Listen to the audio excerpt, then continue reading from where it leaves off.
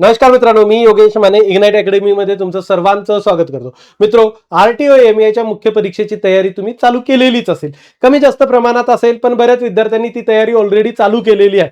जे group B C ची तयारी ज्यांनी केलेली होती आणि पूर्वपरीक्षा एकदम त्यांची चांगल्या लेवलची प्रिपरेशन करून झालेली आहे, अशा विद्यार्थ्यांचं तर मुख्य टार्गेट ही मुख्य परीक्षा आहे.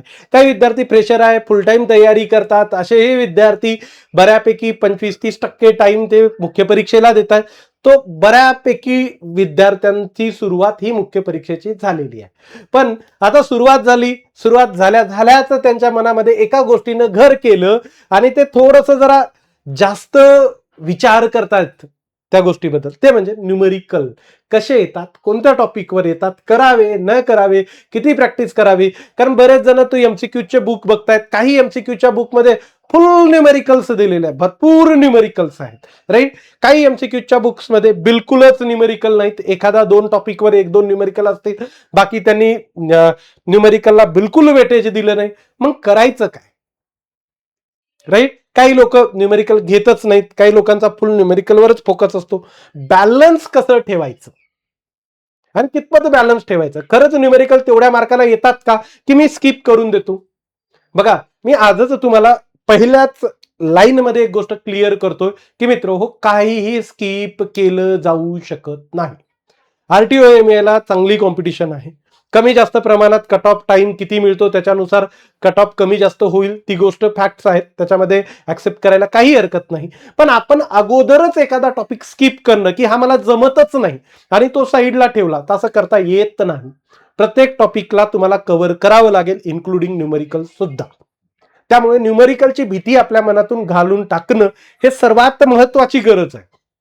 आणि पुन्हा हे पण समजून घ्यावं लागतं की कुठल्या टॉपिकवर नेमकं न्यूमेरिकल विचारले जाऊ शकतात आणि माझा फोकस काय असावा.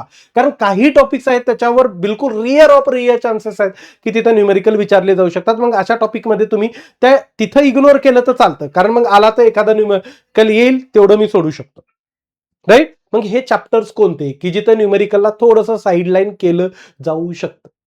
काही टॉपिक्स मध्ये तर न्यूमेरिकलच येतात, त्याच्यावर जर क्वेश्चन विचारला तर त्याच्यावर न्यूमेरिकलच विचारले जाणार, तिथं बाकी दुसरी शक्यता फारच कमी, राईट. तर आपण या व्हिडिओद्वारे त्या सर्व गोष्टी डिस्कस करणार आहोत. किती मागे न्यूमेरिकल आले होते, पुढे किती येऊ शकतात, या सर्व गोष्टी.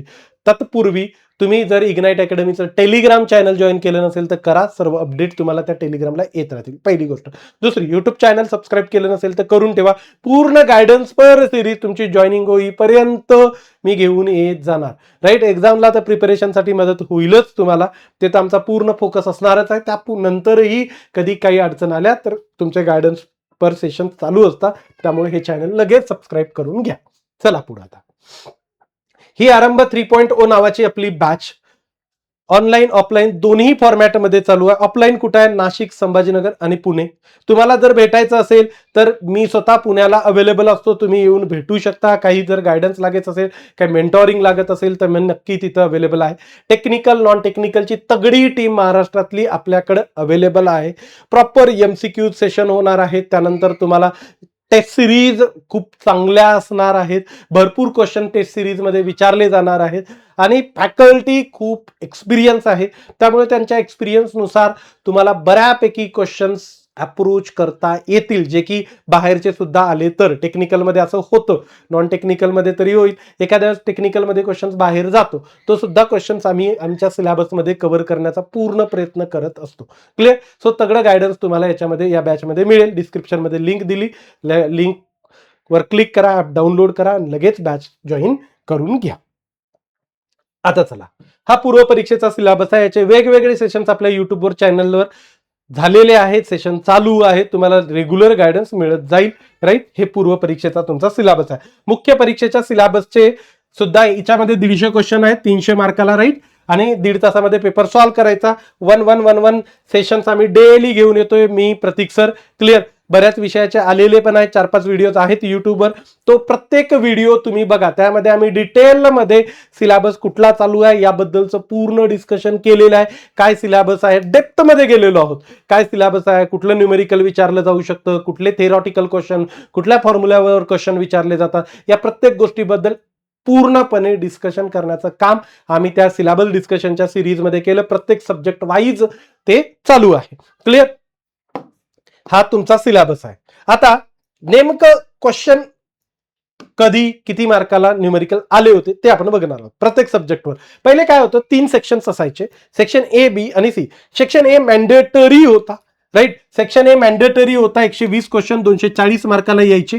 क्लिअर? आणि सेक्शन बी मध्ये 30 क्वेश्चन असायचे 60 मार्काला, आणि सेक्शन सी मध्ये 30 क्वेश्चन असायचे 60 मार्काला. तुम्हाला सेक्शन बी किंवा सेक्शन सी पैकी एक चूज करायला लागायचं. डायरेक्ट एक्झामच्या वेळेस तुम्ही करू शकायचे. क्लिअर? पहिला सब्जेक्ट आहे तुमचा स्ट्रेंथ ऑफ मटेरियल. क्लिअर? किती क्वेश्चन्स येतात? 15 क्वेश्चन्स. किती? 15 क्वेश्चन्स. ओके. त्यानंतर 30 मार्काला 15 क्वेश्चन्स असणार आहेत. याच्यामध्ये तुम्हाला जवळपास 14 क्वेश्चन हे थेअरीचे आले होते. मी फॉर्म्युला बेस्ड क्वेश्चन सोडले, राईट. फॉर्म्युला बेस्ड क्वेश्चन याच्यामध्ये कन्सिडर केले नाही, त्याला थेअरी कन्सिडर केलं, राईट. ते फॉर्म्युला आहेत. आपण फक्त बघा, मी फॉर्म्युल्याला सुद्धा थेअरीच्या अंडर कव्हर केलं प्रॉपर न्यूमेरिकल टाइपमध्ये. एक तुम्हाला इथं न्यूमेरिकल आलेला होता 2 मार्काला. 17 मध्ये 14 क्वेश्चन होते, एक न्यूमेरिकल आलेला होता. आणि या टॉपिकवर नेहमी स्कोप आहे न्यूमेरिकल विचारल्याचा, नेहमी स्कोप बनून राहणार आहे. क्लिअर? ज्यावेळेस तुम्ही न्यूमेरिकल पॉईंट ऑफ व्ह्यूने विचार कराल तेव्हा असं समजून जायचं की स्ट्रेंथ ऑफ मटेरियल हा एक पोटेन्शियल न्यूमेरिकल विचारला जाऊ शकणारा सब्जेक्ट आहे. मॅक्झिमम याचे क्वेश्चन जे थेअरी म्हणतो ना आपण, तर मॅक्झिमम क्वेश्चन हे फॉर्म्युला ओरिएंटेडच विचारले गेलेले होते. त्यानंतर दुसरा प्रोडक्शन 100% थेअरी सब्जेक्ट आहे. 100% थेअरी म्हणजे असा सब्जेक्ट आहे की याच्यावर स्कोप आहे का, तर एखाद्या 2 पॉईंटमध्ये तुम्हाला स्कोप आहे की न्यूमेरिकल विचारण्याचा, पण ते फार रिअर ऑफ रिअर स्कोप आहे, right. Rare of rare scope आहे. त्यामुळं तुम्ही असं समजू शकता की या सब्जेक्टवर मी न्यूमेरिकलची खास प्रॅक्टिस करणार नाही. एखादा 2 न्यूमेरिकल लावला तर ठीक आहे, क्लिअर. नाही लावला तरी काही हरकत नाही. आला न्यूमेरिकल एखादा तर तुम्ही बस स्किप झाला असं म्हणू शकता, कारण या सब्जेक्टमध्ये तेवढा स्कोप न्यूमेरिकलचा नाही. 2017ला पण क्वेश्चन नव्हता न्यूमेरिकलचा एकही, आणि 2020लाही नव्हता. दोन्ही वर्षी नव्हता. 20 क्वेश्चन होते टोटल, 40 मार्काला विचारला जायचा, पण न्यूमेरिकलचा स्कोप 0 होता. क्लिअर? त्यानंतर टॉम बघा, 2019ला क्वेश्चन एक होता, डिग्रीज ऑफ फ्रीडमचा होता आय थिंक. क्लिअर? कशावर? न्यूमेरिकलवर. क्लिअर? आणि 2020ला तर एकही क्वेश्चन नव्हता. अगेन मी जे फॉर्म्युलेज आहेत ना ते थेअरीमध्ये कन्सिडर केलेले आहे. पण याच्यामध्ये स्कोप आहे का, तर बिलकुल स्कोप आहे. जसं की गायरोस्कोपवर न्यूमेरिकल येऊ शकतो. आय ओमेगा ओमेगा पी हा फॉर्म्युला आहे, त्याच्यावर स्ट्रेट फॉरवर्ड न्यूमेरिकल येऊ शकतो. एखादं न्यूमेरिकल फ्लायव्हीलवर सुद्धा बनू शकतो. क्लिअर? एखादं न्यूमेरिकल तुमचं आय सेंटर कॅल्क्युलेट करण्याचं फॉर्म्युला बेस आहे, direct n-1/2 I centre calculate करा, याला न्यूमेरिकल म्हणणार का आपण? एकदम फॉर्म्युला बेस न्यूमेरिकल आहे. डिग्रीज ऑफ फ्रीडमवर न्यूमेरिकल एखादं येऊ शकतं, राईट. त्यानंतर तुमचं गिअर ट्रेनवर न्यूमेरिकल येऊ शकतं.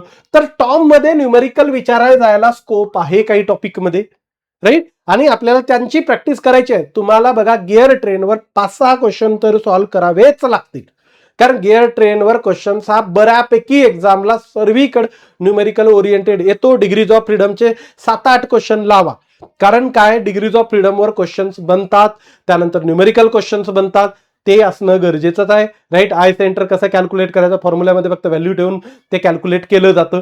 क्लिअर? त्यानंतर गायरोस्कोपवर गायरोस्कोपिक कपलचं कॅल्क्युलेशनचं, त्यानंतर तुमचं आय सेंटरवर वगैरे, सॉरी आय सेंटर म्हणतोय, फ्लायव्हीलवर तुम्ही कायनेटिक एनर्जी स्टोरेज वगैरेचे छोटासा न्यूमेरिकल एखादा 2 ते बनून जातं, त्याचा स्कोप आहे.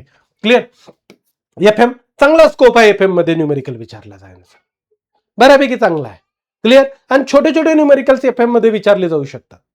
एकदम छोटे छोटे न्यूमेरिकल विचारलं. कधी तुम्हाला प्रेशर कॅल्क्युलेशनचं विचारलं जाऊ शकतं, डेप्थ वगैरे दिलेली आहे, प्रेशर कॅल्क्युलेट करा म्हणून विचारलं जाऊ शकतं. एखाद्या वेळेस तुम्हाला कॅपिलॅरिटी बद्दलचं एखादं छोटंसं न्यूमेरिकल विचारलं जाऊ शकतं. त्यानंतर तुमचं एक्सेस प्रेशरचं विचारलं जाऊ शकतं, गेज प्रेशर कॅल्क्युलेट करण्याचं न्यूमेरिकल बबल, त्यानंतर तुमचं इयर हे ड्रॉप्स बद्दलचं, वॉटर जेट बद्दलचं छोटे छोटे ते न्यूमेरिकल्स येतात. एखादं न्यूमेरिकल तुमचं लॅमिनार फ्लोवर सुद्धा बनू शकतं. त्यानंतर मेजरमेंटवर एखादं न्यूमेरिकल बनू शकतं तुमचं. तर FM मध्ये बऱ्यापैकी स्कोप आहे. प्रत्येक टॉपिकमध्ये असे ठरलेले काही न्यूमेरिकल्स आहेत की जे जास्त एक्झाम्सला विचारले जातात. त्यामुळे FM मध्ये तुमचा स्कोप बनतो न्यूमेरिकलचा. FM मध्ये न्यूमेरिकलची प्रॅक्टिस करायलाच पाहिजे.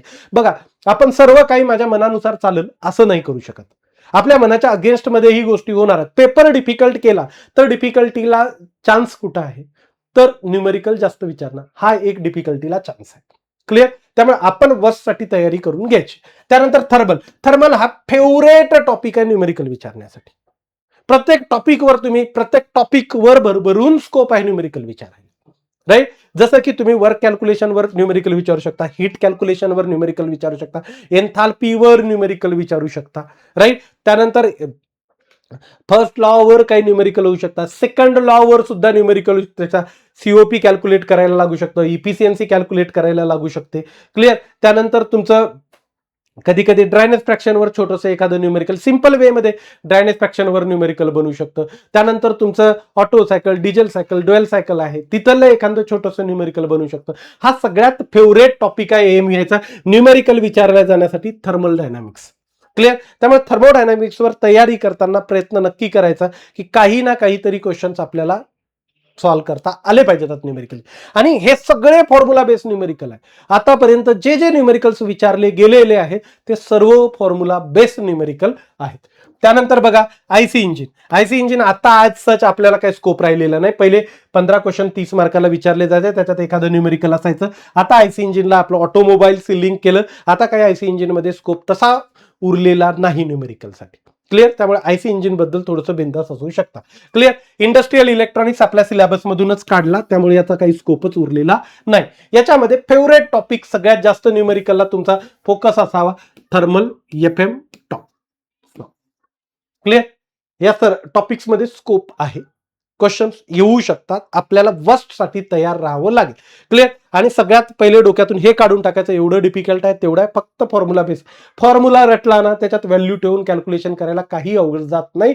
पूर्व परीक्षेमध्ये तुमची मॅथची कॅल्क्युलेशनची चांगली तयारी झालेली राहते, त्याचा आपण फायदा मुख्य परीक्षेला नक्की उचलू. बघा आता सेक्शन बी मध्ये हायड्रॉलिक मशिनरीज होतं. या हायड्रॉलिक मशिनरीज मध्ये ऑलमोस्ट स्कोप नाही आहे. राईट? कारण जो स्कोप न्यूमेरिकलचा छोटा मोठा बनतो तो विदाउट कॅल्क्युलेटर ते न्यूमेरिकल सॉल्व्ह करता येणार नाही. क्लिअर? त्यामुळे हायड्रॉलिक मशिनरी सगळ्यात इझी टॉपिक आहे असं समजून चालायचं. त्यानंतर आरएसी मध्ये एखादं न्यूमेरिकल बनतं, पण ते न्यूमेरिकल कशावर? वेपर कॉम्प्रेशन सायकलवर बनतं, वेपर ऍब्सॉर्प्शन सायकलवर. अगेन कसं आहे, स्ट्रेट फॉरवर्ड तुमचा फॉर्म्युला बेस कार्यक्रम आहे.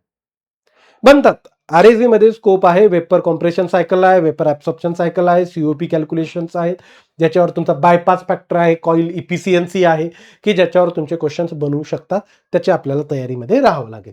त्यानंतर बघा इंडस्ट्रियल इंजिनिअरिंग, थोडासा रियर स्कोप पैकी एक टॉपिक आहे की जिथं न्यूमेरिकल विचारले जाऊ शकतात. राईट? सो या टॉपिकवर थोडीशी कमी शक्यता आहे न्यूमेरिकल विचारले जाण्याची. क्लिअर? आता बघा automobile system, again complete 100% theoretical topic, इथं काही शक्यता नाहीत न्यूमेरिकल विचारण्याची. ओके. व्हेकल मेंटेनन्स, इथंही काही न्यूमेरिकलचा स्कोप नाही, हे आहेत सिलेबस. ट्रान्सपोर्ट मॅनेजमेंट एखादा दर क्वेश्चन विचारला तर विचारला, नाही तर इथंही तसा समजू शकता की फारसा स्कोप तुम्हाला न्यूमेरिकलचा दिसत नाही. क्लिअर? आता आपण इथल्या स्ट्रेंथ ऑफ मटेरियल डिस्कस केला, आपण स्कोप आहे. मॅन्युफॅक्चरिंग मध्ये स्कोप नाही, कमी शक्यता, रिअर चान्सेस आहेत. थेअरी ऑफ मशीन मध्ये आहेत स्कोप, टॉपिक पण सांगितले मी, कुठला टॉपिक लक्षात ठेवा. हायड्रॉलिक्स मध्ये म्हणजे एफएम मध्ये आहे स्कोप, एचएम मध्ये रिअर स्कोप आहे, त्याचा स्कोप नाही न्यूमेरिकल विचारला जाण्याचा. त्यानंतर तुमचा थर्मल मध्ये स्कोप आहे, सर्वात जास्त important numerical point of view हेच सब्जेक्ट आहे. त्यानंतर इंडस्ट्रियल इंजिनिअरिंग मध्ये राईट स्कोप नाही, ऑलमोस्ट नसल्यातच जमा आहे. एखादं जर कुठलं न्यूमेरिकल विचारलं गेलं, ते हे सगळे ज्या ज्या टॉपिकवर न्यूमेरिकल बनवू शकतात आणि विचारले जाऊ शकतात असे मी 100% घेणार आहे. त्यांनी चांगली प्रॅक्टिस करून घेणार, 7-7, 8-8 क्वेश्चन तरी वर्गात एमसीक्यूची, त्या न्यूमेरिकलच्या एमसीक्यूची. थेरी एमसीक्यू तर भरपूर घेतो आपण, न्यूमेरिकलच्या एमसीक्यूची सुद्धा प्रॅक्टिस करून घेऊ. त्यानंतर power developing system and construction. आता आयसी इंजिन मध्ये ज्या ठिकाणी समजा तुमचं परफॉर्मन्स होतं, इफिशियन्सी वगैरेचे कॅल्क्युलेशन होतं, तो टॉपिकच याच्यात दिलेला नाही. याला थोडंसं ऑटोमोबाईल रिलेटेड केलेलं आहे, त्यामुळे इथला स्कोप संपला. आता cooling lubrication, no numerical scope. Okay. Transmission system scope नाही न्यूमेरिकलला. Okay. Steering system scope almost नाही. ओके. डिफरन्शियल, रिअल ऍक्झल आणि ब्रेक. बघा ब्रेक मध्ये मशीन डिझाईन मध्ये न्यूमेरिकल्स विचारतात. राईट? तुमच्या याच्यामध्ये ऑटोमोबाईल मध्ये ब्रेक मध्ये न्यूमेरिकल विचारणं ऑलमोस्ट नसण्यात जमा आहे. ऑलमोस्ट नसण्याचं. मग एखादा उठपटांग कधीतरी करायचंच काहीतरी ऍडव्हेंचरस म्हणून विचारलं गेलं, that is a different part. ते तर मग कशावरही विचारू शकता. Okay, vehicle maintenance, transport management, again खूप कमी शक्यता आहे, एखादा न्यूमेरिकलचा चान्स बनतो, पण बाकी नाहीच म्हणलं. ऑटोमोबाईल, इलेक्ट्रिकल, इलेक्ट्रॉनिक सिस्टम याच्यातही कमी चान्सेस आहे. इंट्रोडक्शन टू ईव्ही इथंही कमी चान्सेस आहे. मोटर व्हेकल ऍक्ट पूर्ण रटायचाच आहे, त्यामुळे तिथेही कमी चान्सेस आहे. तर बघितलं तसं गेलं तर आपण एवढं भीतो का? किती टॉपिक असे दिसतात की तिथं न्यूमेरिकलचे जास्त चान्सेस बनतात. अरे जे न्यूमेरिकल येतात ना, सरळ straightforward formula based numerical. मी खूप वेळेस हे एक्झाम्पल घेतलेले आहेत मागचे, जे क्वेश्चन्स आलेले आहेत, बऱ्याच सेशनमध्ये टाकलेले आहे. हा straight forward formula based questions आमचा, स्ट्रेट फॉरवर्ड फॉर्म्युला बेस्ड, ज्याच्यात काहीच करायचं नाही तुम्हाला. इथं पण स्टील प्लेटचं दिलेलं आहे. ओके, मॅक्झिमम स्ट्रेस इंट्रोड्यूस काढले. इथं पण straight forward formula based question. त्यानंतर स्ट्रेट फॉरवर्ड, याच्यात थोडंसं तरी कॉम्प्लिकेशन होईल, पण तरी बी याला सहज सॉल्व्ह करू शकतो आपण. पण एक्झाम मध्ये अशा क्वेश्चनला सगळ्यात शेवटी सुरुवात काय, सगळ्यात शेवटी घ्यायचं आहे. क्लिअर? कारण इथं वेळ जाणार, विचार करायला वेळ जातो. हा तुम्ही समजू शकता की थोडासा डिफिकल्टी लेवल साईडला जात होता. हा एकमेवच क्वेश्चन आहे मागच्या 4-5 वर्षात जर तुम्ही बघितलं की तो थोडासा हायर साईडला क्वेश्चन्सला जातो. पण आम्ही तरी याला, आम्ही ज्या लेवलला तयारी केलेली आहे किंवा तयारी करून घेतो विद्यार्थ्यांची, त्या निमित्तानं हे एवढा नाही. क्लिअर? याच्यापेक्षा जास्त साठी तयारी करून घेतली. पुन्हा हे तर स्ट्रेट मायनसच करायचं आहे, डायरेक्ट थेट 90 - 55 आन्सर. हा question straightforward question. DQ is equal to, तोच आहे ना, हा, DQ is equal to DU plus DW. Straight या या या फॉर्म्युल्यावरचा क्वेश्चन, सरळ सीधा. हे सगळे आरटीओचे क्वेश्चन्स आहेत. ओके, आर्टिफिशियल सॅटेलाइट, बरं, F is equal to M G, सरळ. क्लिअर? डायरेक्ट फोर्सचा फॉर्म्युला अप्लाय करू. राईट? सायक्लिक हीट इंजिन दिलेला आहे. Okay, efficiency of heat engine गेला, हीट रिजेक्टेड विचारला, सरळ क्लिअर आहे, काहीच लागत नाही. Formula based question. त्यानंतर brake power of 4 stroke petrol engine is given आणि mechanical efficiency given, then IP विचारलं. ओके, इंटिग्रेटेड पॉवर विचारलं, ब्रेक पॉवर दिलेली आहे. सीधा मेकॅनिकल इफिशियन्सी काय असते? Brake power divide by BP divide by IP, plus IP विचारलं, बीपी दिलेला. काय पाहिजे ते आणखीन तुम्हाला? किती स्ट्रेट फॉरवर्ड क्वेश्चन आहे. आता तसा याचा आयसी इंजिनचा बराचसा पार्ट सिलेबस मधून काढला का, इथं काय विचारलं? कोएफिशियंट ऑफ परफॉर्मन्स विचारलं. स्ट्रेट क्वेश्चन मध्ये तुम्हाला काहीच करायची गरज नाही. राईट? या आपल्या नोट्स आहे, पूर्व परीक्षेच्या, मुख्य परीक्षेच्या नोट्स आहे. तुम्ही त्यांचा लाभ घेऊ शकता. आतापर्यंतचे जेवढे मागच्या 10 वर्षातले क्वेश्चन्स आलेले आहेत पीवायक्यूज, ते याच्यामध्ये ऍड केलेले आहेत. 11 ते 25 म्हणजे 14 वर्ष होतात. या मराठी मीडियमच्या, इंग्लिश मीडियमच्या पूर्व परीक्षेच्या नोट्स, या मुख्य परीक्षेच्या नोट्स तुमच्या सर्वांसमोर ठेवलेल्या आहेत. ही आरंभ 3.0 नावाची बॅच, जी भरपूर चांगला प्रतिसाद विद्यार्थ्यांचा मिळालेला आहे. राईट? 2017 आणि 20 या दोन्ही वर्षी तेवढे बेस्ट रिझल्ट दिल्यानंतर हे आताचं आपलं तिसरं आरटीओ एमएचं सेशन्स आहे. क्लिअर? तिसरे. आता येतेच आपली एक्झाम 5-5, 6-6 वर्षानंतर. मध्ये आम्ही भरपूर एक्झामला शिकवलं. Maharashtra engineering services, ITI instructor, Mahagenco, या सगळ्या एक्झामची रिक्रुटमेंट कंटिन्यू घेत राहिलो आम्ही. आणि पुढेही मेकॅनिकल इंजिनिअरिंगच्या सर्व विद्यार्थ्यांना तेवढंच चांगलं गायडन्स इग्नाइट अकॅडमीकडून चालू राहणार आहे. बिंदास्तपणे बॅच घ्या. तुम्हाला टू द पॉइंट प्रत्येक गोष्टीबद्दल जे जे काही येऊ शकतं ना, आमच्या डोक्यात काहीच कन्फ्युजन नाही की आम्हाला काय शिकवायचं आहे. राईट? त्यामुळं सरळ कुठं न्यूमेरिकल घेतले पाहिजे, कुठं थेअरी घेतली पाहिजे, कुठं एमसीक्यूची टेस्टची प्रॅक्टिस असायला पाहिजे, प्रत्येक गोष्टीचं क्लॅरिटी आहे आम्हाला. आणि त्या क्लॅरिटीनुसार आम्ही तुम्हाला शिकवणार आहोत. 100% रिझल्ट येणार. फक्त आमची आणि तुमची मेहनत सोबत चालली पाहिजे. थांबतोय मी तर. Thank you so much guys for listening. Thank you so much.